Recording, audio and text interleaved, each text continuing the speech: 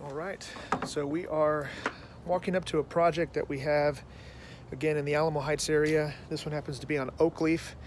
Now what I'm about to show you looks like a war zone, but this is what happens when we have to do entrench for sewer and plumbing.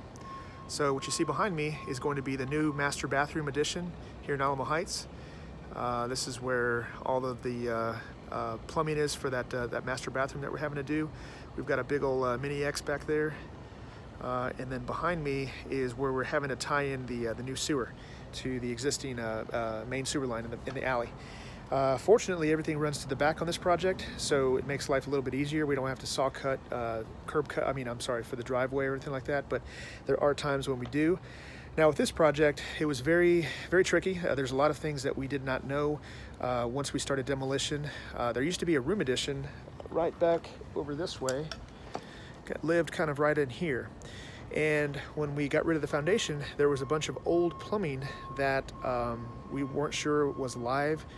So we had to do some investigating. We had to run our cameras down there.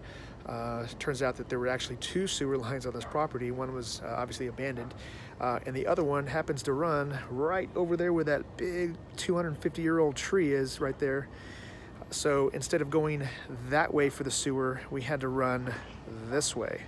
So again, we had a plan in place, and once we started demolition, quickly had to call an audible and make some changes quickly because we could not cut through those roots. Where there were some roots that were literally 3 foot thick in diameter. So we didn't want to risk the jeopardy of putting that tree in jeopardy. It's we don't want to kill a tree. So we had to make some changes and reroute some stuff. And I just realized my collar is kind of messed up. So apologize for you guys staring at that.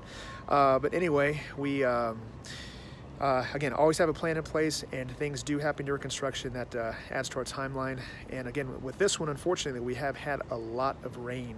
So there are some things that we cannot do when we have this going on.